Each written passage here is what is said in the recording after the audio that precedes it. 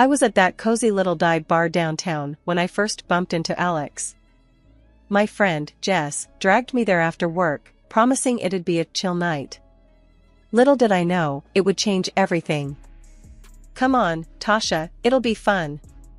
Plus, you need to get out more," Jess had insisted, her arm looped through mine as we navigated through the crowded space, filled with the hum of conversations and the occasional clink of glasses. I was scanning the room, taking in the mismatched furniture and dim lighting, when I accidentally collided with someone. "Watch where you're going," I blurted out, before even looking up. "Sorry about that," a deep, amused voice responded. It was Alex. His apology came with a grin that, despite my irritation, I found disarmingly charming. Jess, ever the social butterfly, jumped in. "Oh, hey Alex. Didn't know you hung out here too.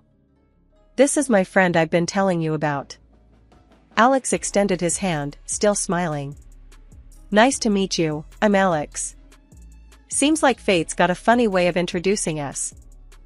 I shook his hand, feeling a weird mix of annoyance and curiosity. "I'm Tasha. I'm sure fate's got better things to do," I retorted, trying to match his casual demeanor.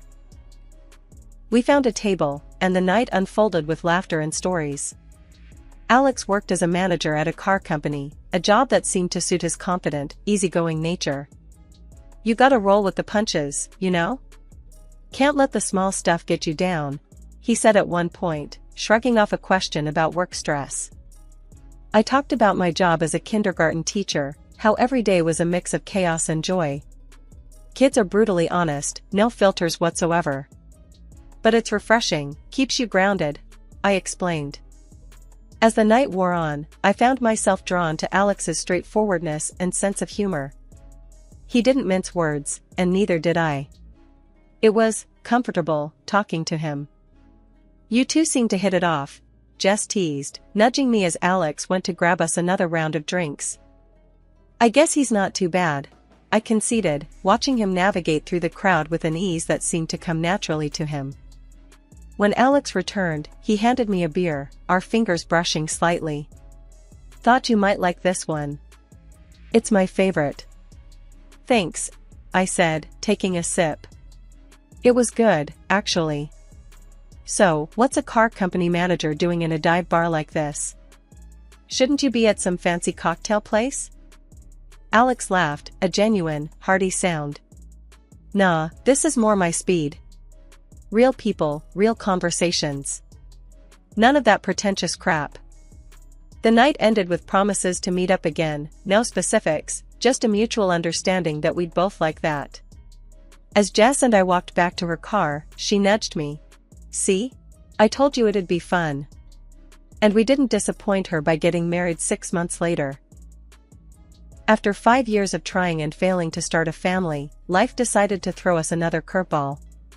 My father-in-law, the one person in Alex's family who'd always been kind to me, passed away. That left Eleanor, my mother-in-law, all alone in that big, creaky mansion of hers. Alex thought it'd be a good idea to move in with her.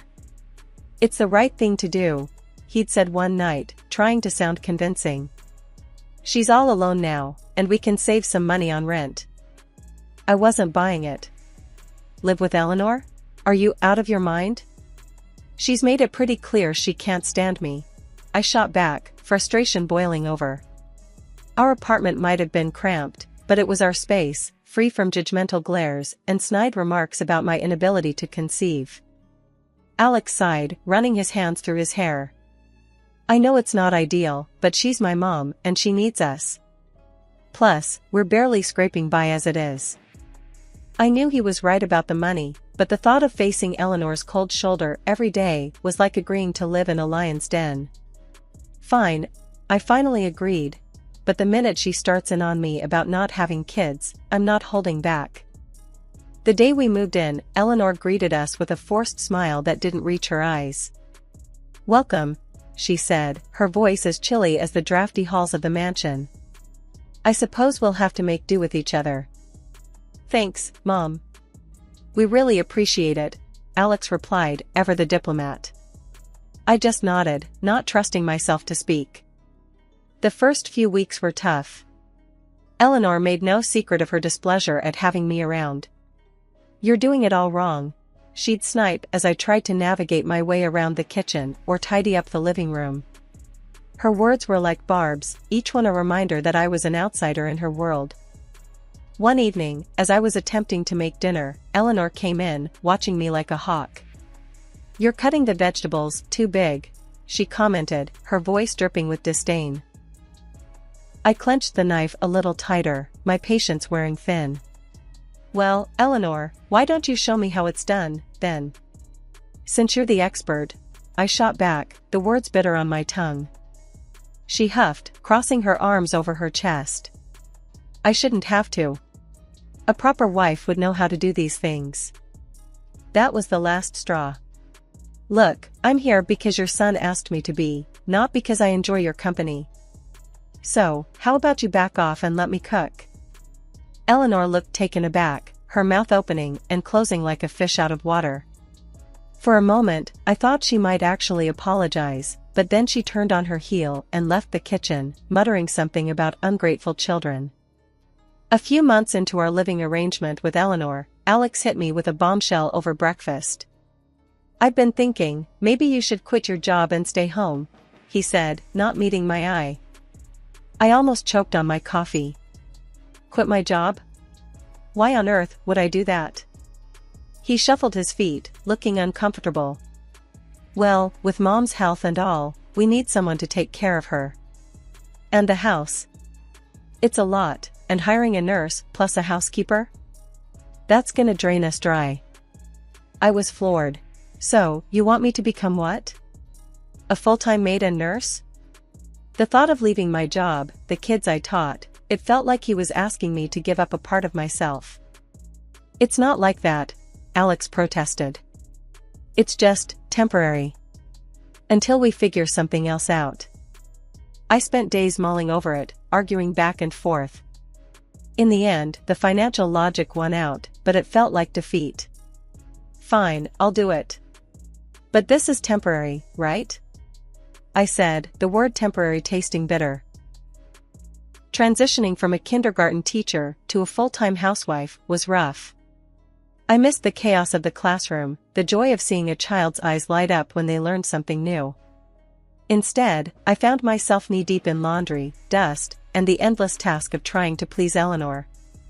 At first, Eleanor seemed to take a perverse pleasure in critiquing my every move.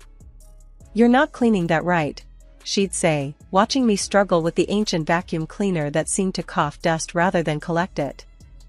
Or during dinner, "This chicken is dry. Didn't your mother teach you how to cook?" I bit my tongue, reminding myself this was all temporary. But as the days turned into weeks, something shifted. Maybe it was the day Eleanor found me crying over a burnt casserole, or maybe she just got tired of eating poorly seasoned food, but she started to soften. "Here, let me show you how to make my meatloaf," she offered one day, her voice lacking its usual sharpness. Alex always loved it as a boy. Cooking with Eleanor was a revelation.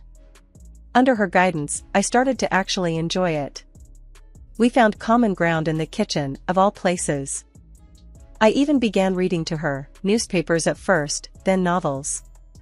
Our conversations grew, branching out from the mundane to the personal. I learned about Alex as a child, about my father-in-law, about the history of the family I'd married into. I thought Alex would be pleased to see his mother and me getting along. Instead, he seemed more distant. "That's great," he'd say, barely looking up from his phone when I told him about Eleanor's stories from his childhood, or the new recipe we'd mastered together. It was like he was there, but not really. "Don't you care that your mom and I are finally getting along?" I asked him one night, frustration boiling over. He looked up, surprised. "Of course, I do. It's just, work's been crazy. You know how it is." But I didn't, not really. Our worlds were drifting apart, him with his late nights, and me with my days filled with cleaning, cooking, and caring for Eleanor. His detachment stung, a reminder of the gap that had opened up between us, a gap that no amount of housework or caregiving seemed able to bridge. As time went on, I couldn't help but notice Alex's behavior changing. He started coming home later and later, always saying work was to blame. "It's just slammed at the office," he'd tell me, barely looking up from his dinner. It wasn't just the late nights, though. He began sleeping in the spare room, claiming he didn't want to disturb me with his restless nights. Then there was Sarah, Alex's sister, who seemed to enjoy poking fun at me whenever she visited. "Nice place you've got here. Fits you perfectly, old and kinda sad," she'd say with a snicker, glancing around the mansion with disdain. Every time she showed up, it was like she had a sixth sense for when we were struggling the most. "Mum, I need some money," she'd demand, not even a hello. And like clockwork, Eleanor would open her purse, no questions asked. Eleanor's health was on a steady decline, and one day, it hit a new low. She couldn't even get herself into the bath. She called for Sarah, who was over at the time, but all she got was a cold shoulder. "I'm not here to bathe you, Mother." "Figure it out," Sarah snapped, before storming out. Hearing the hurt in Eleanor's voice as she cried broke something in me. I found her in her room, tears streaming down her face. "I'll help you," I said softly, putting aside the years of tension between us. From that day on, our relationship took a turn I never expected. She started opening up, treating me more like a daughter than an unwanted guest. Amidst all this, Alex dropped another bombshell: he'd bought an apartment near his work. "It's easier with the late hours. Saves me the commute," he explained one evening, almost as an afterthought. Curious, I asked to see it. "Can I visit? Just to see where you're staying?" His reaction was swift and sharp. "It's just a basic place, nothing to see. Not a museum." The real kicker came from Eleanor, of all people. One quiet afternoon, she pulled me aside, her voice barely above a whisper. "He bought that apartment with my money. Put it in my name, too. Even the utility bills come out of my account." I was stunned. How had things gotten to this point? The man I gave up my career for was leading a double life funded by his mother. And here I was, caught in the middle of a family I was trying to fit into, now bound by secrets and lies. The mansion, once a symbol of decay and neglected history, began its transformation on a chilly morning that promised change. I had spent countless nights researching, planning, and dreaming. The thought of Sarah's mocking words spurred me on, igniting a fire within me to prove her wrong. I approached Eleanor with my proposal, armed with sketches and color swatches. "Eleanor, I've been thinking," I started, hesitating only for a moment. "The house, it's beautiful, but it could use some love. What do you say we give it a bit of a facelift?" Eleanor peered at me over her reading glasses, the corners of her mouth twitching. "You want to fix up this old place?" she asked, skepticism woven through her words. "Yes, I think it could really brighten things up. Make it feel more like a home again," I replied, my voice steadier than I felt. To my surprise, Eleanor warmed to the idea. "Well, I suppose it wouldn't hurt to freshen things up a bit. Lord knows it's been ages since anything new happened around here." Encouraged by her agreement, I threw myself into the work. The days blurred into a symphony of paint splatters, wallpaper glue, and the screech of sandpaper against wood. Eleanor would often sit by, watching as I transformed her home, piece by piece. Sometimes, she'd even offer a tip or two, her tone softer, almost nostalgic. Back in my day, we would have chosen a more subdued color. "But I must admit, this brightness brings a certain life to the room," Eleanor commented one afternoon as I stepped back to admire the newly painted living room walls. Eleanor couldn't hide her delight. She started inviting her old friends over, showing off the renovations with a pride I hadn't seen in her before. "Look what my daughter has done," she'd boast, her arm around me. It was the first time she'd ever referred to me that way in public, and it warmed my heart. Alex, however, was less than pleased.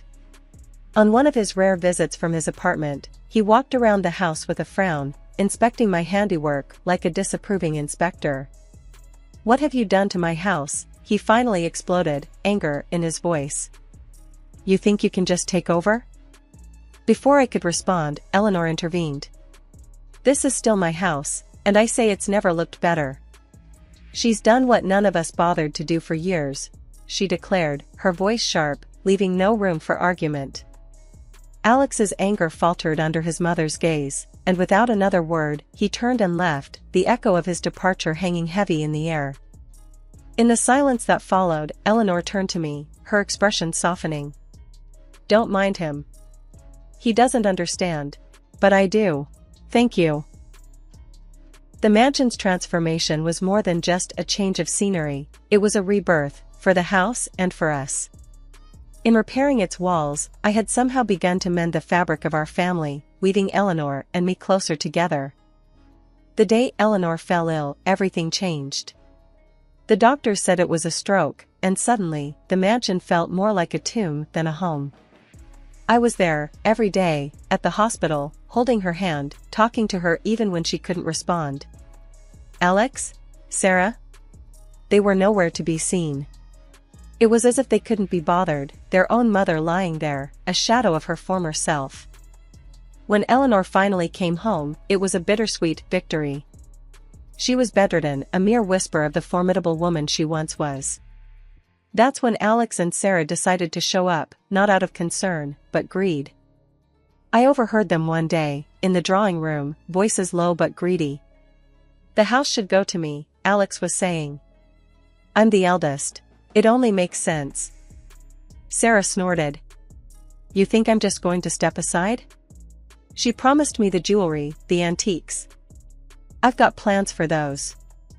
Their mother, their own flesh and blood, was lying helpless, not 10 feet away, and here they were, divvying up her possessions like vultures circling a carcass. Fury boiled inside me. I stormed into the room, unable to hold back. How dare you? She's still here, still fighting, and this is how you honor her? By fighting over her things like she's already gone? They turned to me, surprise and irritation flashing in their eyes. This is family business, Alex snapped. Stay out of it. Sarah just sneered. What would you know about it? You're just the help. But I wasn't just the help. I was the one who stayed by Eleanor's side, the one who cared. So, I did what they couldn't. I took care of her, day and night. I learned how to do the exercises the physiotherapist recommended, gently coaxing her limbs to move. I massaged her stiff muscles, encouraging circulation, whispering encouragement as if my words could heal. And slowly, miraculously, Eleanor began to improve. First, it was a flicker of movement, then a mumbled word. Days turned into weeks, and she started eating on her own, taking shaky steps around her room. Alex and Sarah couldn't hide their disappointment, their greedy plans crumbling as Eleanor regained her strength. I don't understand, Alex muttered one day, watching his mother navigate the hallway with her walker. I thought the doctor said. They underestimated her. I cut in, not bothering to hide my disdain. Seems like you did, too.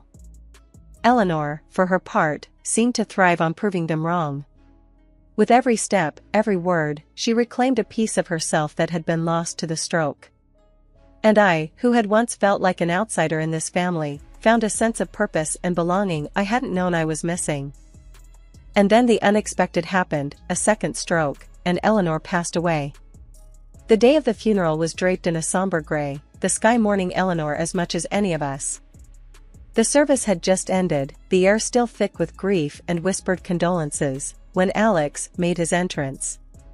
Not alone, but with a woman clutching his arm and 2 young children in tow. The whispers grew louder, curiosity and shock mingling in the air. This is Marissa, my wife, and these are our kids, Alex introduced them, his voice devoid of the hesitation I'd expected. My world, already unsteady from loss, seemed to tilt further. Your wife? I echoed, the words bitter on my tongue. And you think you can just waltz back here and take over? Alex's gaze was defiant. This is my family's home. We belong here. Sarah's laughter cut through the tension. Looks like you're out, dear. Mum's money, the house, It's all going to be properly managed now. Their audacity left me reeling, but I was spared from responding by the arrival of the notary, a briefcase in hand. If I may, it's time to read Eleanor's will. We gathered in the living room, the very heart of the mansion Eleanor had loved so dearly. The air was thick with anticipation and, on my part, a sliver of hope. Alex and Sarah were smirking, confident in their victory, until the notary's words shattered their expectations. To my daughter-in-law, who has shown me more kindness and love than I could have ever expected, I leave my entire estate, including the mansion and all financial assets. The room went silent. Alex's face turned a shade of red I hadn't seen before, while Sarah's mouth hung open in disbelief. "This can't be right," Alex exploded. "She's manipulated everything." Sarah chimed in, her voice shrill. "You're nothing but a con artist." The notary, unfazed, pressed a button on a small device he'd pulled from his briefcase. Eleanor's voice filled the room, her image appearing on a screen. "I've made my decision with a clear mind," she said, looking directly into the camera. "My son and daughter have been absent, concerned more with what they could inherit than with me. But she has been by my side, caring, loving. She is my family." The video left Alex and Sarah speechless, their accusations dying on their lips. The revelation of Eleanor's true feelings, her acknowledgement of my loyalty and care, was a vindication I hadn't known I needed. Alex, defeated and angry, stormed out, Marissa and the children trailing behind him. Sarah, her dreams of wealth evaporated, slinked away without another word. The mansion, once a battleground of wills and familial duty, was now truly mine. But it felt hollow without Eleanor. I wandered its halls, her words echoing in my heart. She is my family. Starting fresh, right after the will reading that flipped my world upside down, I didn't waste any time. I filed for divorce from Alex faster than you'd believe. It was clear as day that whatever we had was buried under lies and betrayal. Plus, with the mansion and that apartment now legally mine, I had the grounds to kick him out. "You need to leave," I told him, my voice firm, leaving no room for argument. "The apartment, it's mine now. You and your new family need to find somewhere else." Alex tried to argue, his face red with anger and frustration. "You can't just throw us out. Where are we supposed to go? That's not my problem anymore." "You made your choices, Alex," I shot back, tired of his excuses, tired of the drama. He left, cursing under his breath, and that was that. He and his second family started hopping from one rental to another. I heard through the grapevine that it wasn't going well for him, but that piece of news didn't stir anything in me anymore. Adjusting to the quiet after the storm of betrayal and legal battles was no easy feat, but I found solace in the familiar walls of the mansion, now truly mine. It was during one of these quiet afternoons, as I was enjoying a rare moment of peace in the garden, that Sarah showed up, looking more worn down than I'd ever seen her. "Hey," she called out, her voice lacking its usual bite. "Can we talk?" I stood up, brushing the dirt from my hands. "Sure, Sarah. What's on your mind?" She shuffled her feet, looking anywhere but at me. "I'm in a bit of a bind. The debts, they're piling up, and She choked on her words, the bravado that had defined her now gone. I crossed my arms, the weight of her past actions hanging between us. "You're asking me for money." "It's not just for me. I've got nowhere else to turn," she admitted, finally meeting my gaze. The part of me that had endured her laughter, her scorn, wanted to turn her away. But standing there, I realized that holding on to anger would only weigh me down.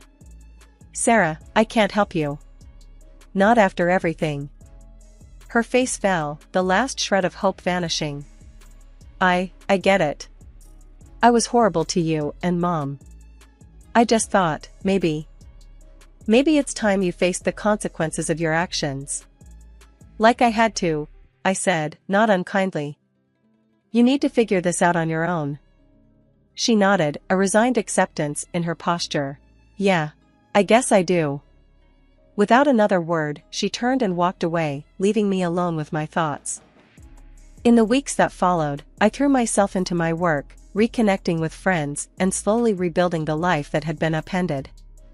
The mansion, once a battleground of familial strife, began to feel like a home again. I found joy in small things, like the way the morning light filtered through the windows or the laughter of friends gathered in the newly renovated kitchen. Alex and his new family, Sarah and her debts, became distant echoes of a life I had once been a part of. In letting go, I found peace and a sense of freedom I hadn't known I was missing.